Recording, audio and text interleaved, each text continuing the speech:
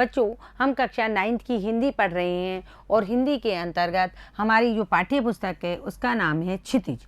और क्षितिज के अंतर्गत हम काव्यखंड पढ़ रहे हैं। अध्याय है 15 और आज के जो कवि हैं वो हैं सर्वेश्वर दयाल सक्सेना। आज हम सर्वप्रथम कवि परिचय पढ़ेंगे, यानी सर्वेश्वर दयाल सक्सेना का कवि परिचय है वो पढ़ेंगे। उसके बाद हम पाठ परिचय पढ़ेंगे और उनकी जो कविता है जिसके बारे में हम जानेंगे वो है मेघ आए। उसका कुछ पद्य भाग भी आज हम भावार्थ और शब्दार्थ के साथ में जानेंगे। तो सर्वप्रथम हम क्या जानेंगे? कवि परिचय। अब आप देखो, सर्वेश्वर दयाल सक्सेना जी का परिचय, इसमें हम उनका व्यक्तित्व यानी जीवन परिचय, कृतित्व यानी रचना परिचय, यानी उन्होंने कितनी कितनी पुस्तकें लिखी, कौन कौन से काव्य की उन्होंने रचना की। तो देखो, सर्वेश्वर दयाल सक्सेना का जन्म कहाँ हुआ था? उत्तर प्रदेश के बस्ती जिले में सन 1927 में हुआ था, यानी इनका जन्म है आज़ादी से पूर्व का। और इन्होंने इलाहाबाद विश्वविद्यालय से उच्च शिक्षा ग्रहण की। उच्च शिक्षा से मतलब होता है स्कूली शिक्षा के बाद में जो कॉलेज शिक्षा ग्रहण करते हैं उसे उच्च शिक्षा कहते हैं। उसके बाद इन्होंने प्रोफेशनल डिग्री भी ली।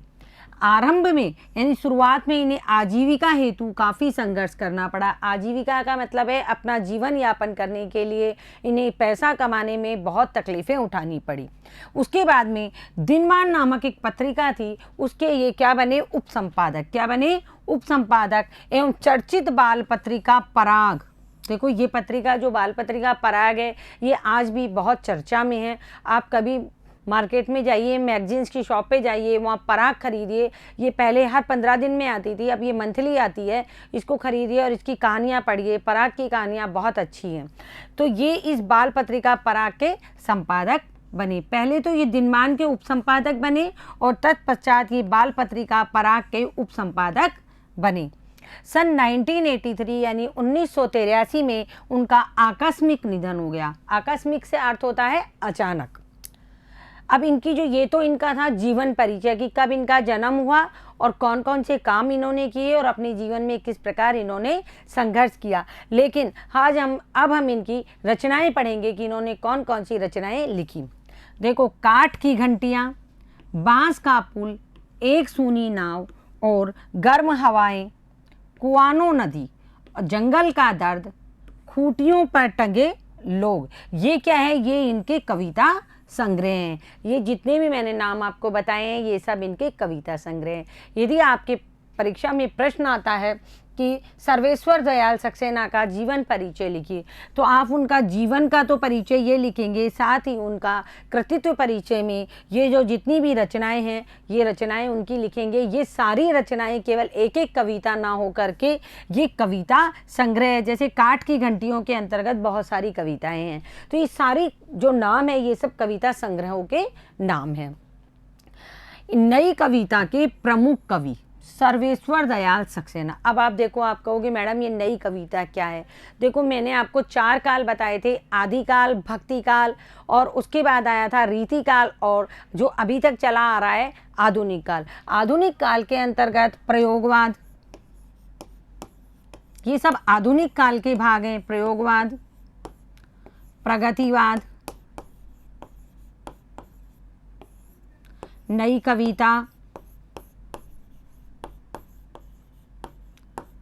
नई कहानी, ये सब आधुनिक काल के भाग हैं। तो जो सर्वेश्वर दयाल सक्सेना जी थे वो नई कविता के प्रमुख कवि थे। यानी इन्होंने जो कविताएं लिखी वो बिल्कुल खड़ी बोली में लिखी। इनकी जो कविताएं थी वो क्या थी? बिल्कुल शुद्ध हिंदी में थी, यानी समझ में आने में उसमें कोई तकलीफ नहीं। अधिकतर जो शब्द लिखे गए वो तत्सम प्रधान है और खड़ी बोली में लिखे गए हैं, इसलिए ये नई कविता के प्रमुख कवि माने जाते हैं।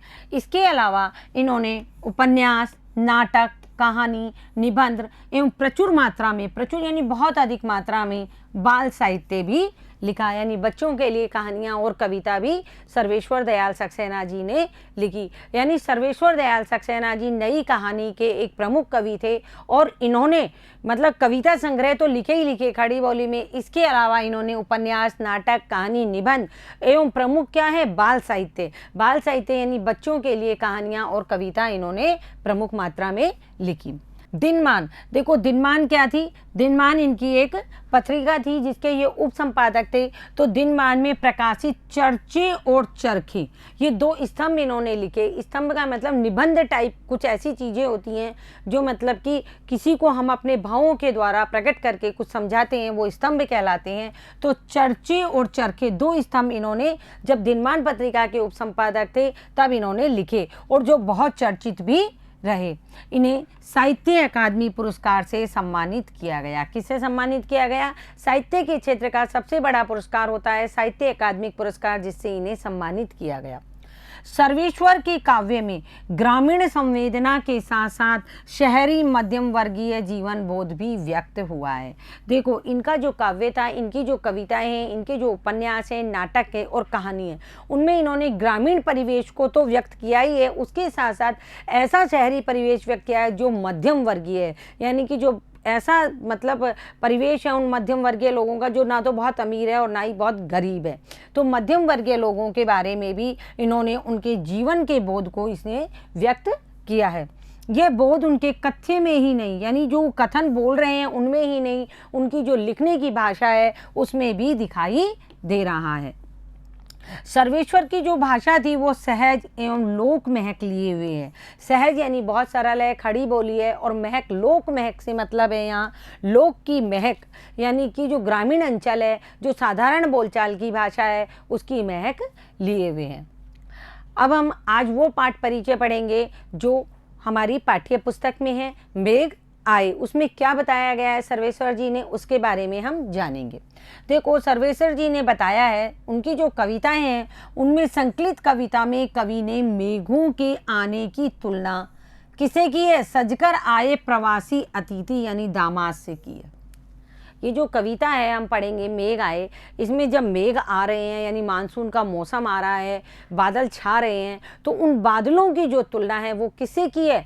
वो तुलना इन्होंने की है दामाद से। दामाद जानते हो, जो पुत्री का पति होता है वो दामाद कहलाता है, और गाँव में उसको पाहुना कहते हैं, और उनकी बहुत आवभगत की जाती है जब वो अपने ससुराल में आते हैं। उसी प्रकार मेघों की आवभगत यहाँ की गई है।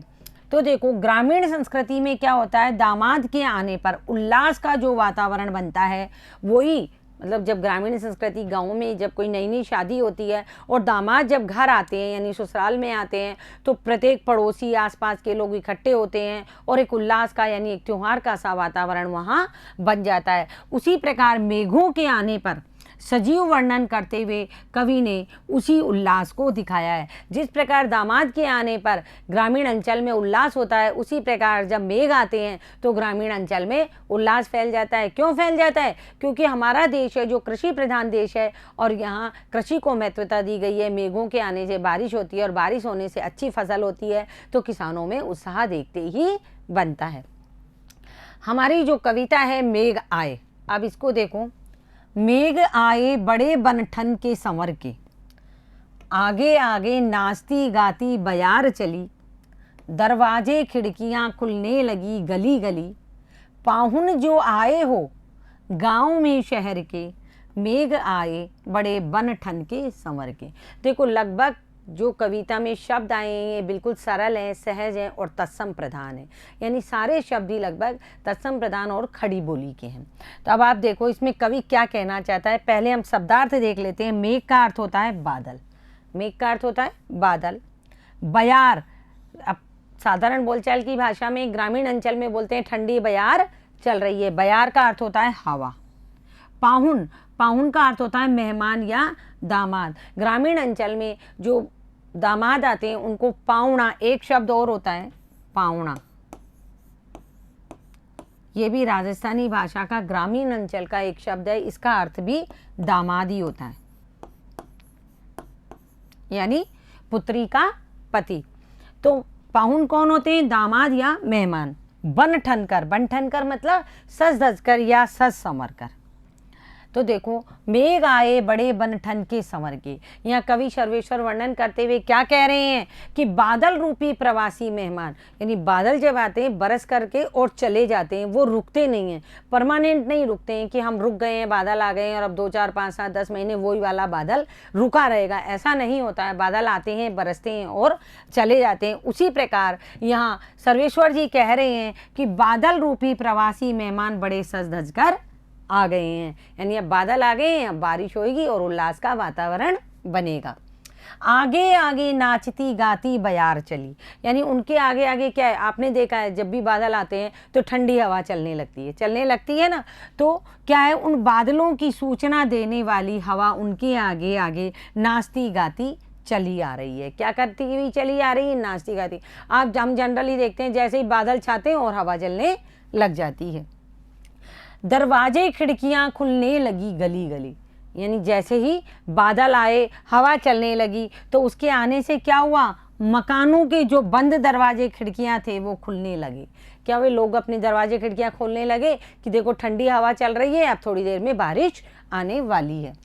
पाहुन जो आए हो गांव में शहर के, अब देखो कैसा लग रहा है, बादलों के आने से पहले ठंडी हवा चल रही है, लोगों ने अपने घरों के खिड़की दरवाजे खोल दिए हैं, ये सब बादल आ रहे हैं तब हो रहा है। लेकिन प्रतीत कैसा हो रहा है, अब ये कवि की कल्पना है कि ऐसा लग रहा है मानो कि शहर से आए मेहमान यानी दामाद को देखने के लिए गली गली में बंद दरवाजे एवं खिड़कियां खोली जा रही है। क्या हो रहा है कि जो दरवाजे बंद थे, भाई बादल आए हैं, चाहे हमने क्या यहाँ कवि ने कल्पना की है कि शहर से मेहमान यानी दामाद आ गए हैं और उनको देखने के लिए क्या है, गली गली जो खिड़की दरवाजे हैं वो खुल गए हैं।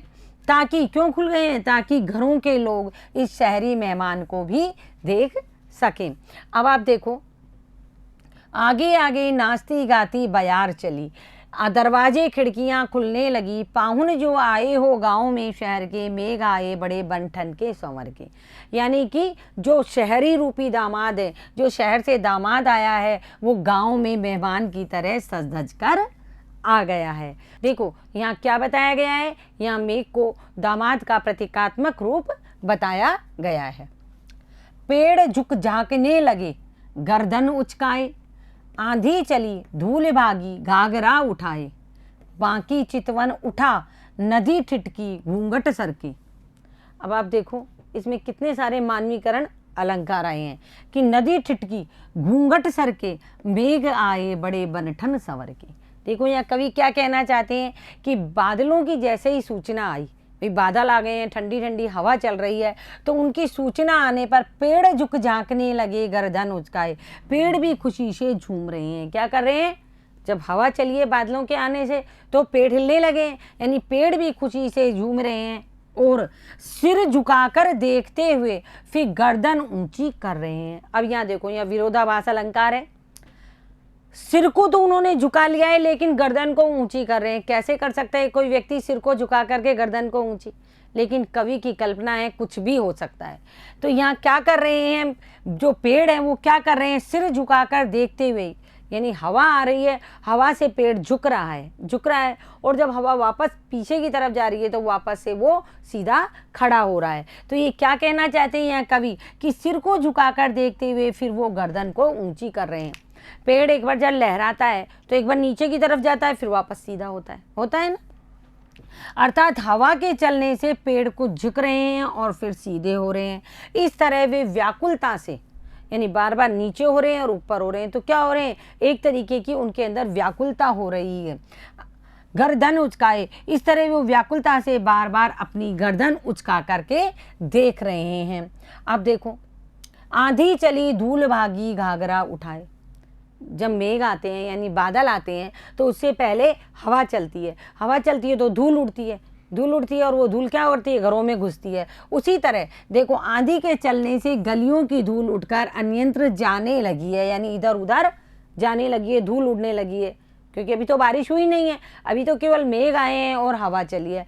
तो वो जो उड़ती हुई धूल है वो इस प्रकार लग रही है मानो कोई लड़की, यानी गांव की कोई लड़की क्या कर रही है, अपना लहंगा उठा करके या अपना घाघरा उठा करके वहां से भागी चली जा रही है। अब आप देखो, हमने यहाँ देखा घाघरा यानी लहंगा। बाकी चितवन उठा, बाकी चितवन से यहाँ क्या मतलब है? टेढ़ी। बाकी का मतलब है टेढ़ापन। चितवन, चितवन का अर्थ है दृष्टि या नजर। चितवन का अर्थ है दृष्टि या नजर। उचकाए, उचकाने का मतलब होता है उचक के देखना, यानी ऊपर होके देखना, यानी ऊपर उठाए। ठिठकी, ठिठकी का क्या अर्थ है? यानी रुक गई, अचानक किसी का रुकना ठिठकना कहलाते हैं। अपन किसी चीज को देखते हैं अचानक रुक जाते हैं तो वो कहलाता है ठिठकना। बाकी चितवन उठा, नदी ठिठकी घूंघट सर के, यानी बाकी का मतलब यहाँ क्या बताया है? टेढ़ा, यानी कि नदी कुछ रुक करके बादलों को इस प्रकार देखने लगी है, यानी नदी भी रुक गई है। क्या किया है? नदी भी ठिठक गई है, बादलों को देख करके रुक गई है। जिस प्रकार गांव की कोई स्त्री मेहमान को देखने के लिए अपने घूंघट को थोड़ा सा हटा करके और लज्जा सहित, यानी लाज को बनाए रखे, मर्यादा को बनाए रखे, नेत्रों को कुछ कैसा कर रही है? अपना तिरछा, यानी बाकी, बाकी का यहाँ अर्थ है तिरछे करके और देखने लगी है, यानी चितवन यानी दृष्टि। अब आप इसको दोबारा समझो। बाकी चितवन उठा, नदी ठिठकी घूंघट सर के, यानी जैसे ही मेघ आए या क्या हुआ, शहर से कोई पाहुना आया, सबसे पहले मेघों को आते हुए देख करके नदी रुक करके उन मेघों को देखने लगी है। कैसे? कि भाई अब ये बरसेंगे और मैं जल से परिपूर्ण हो जाऊंगी।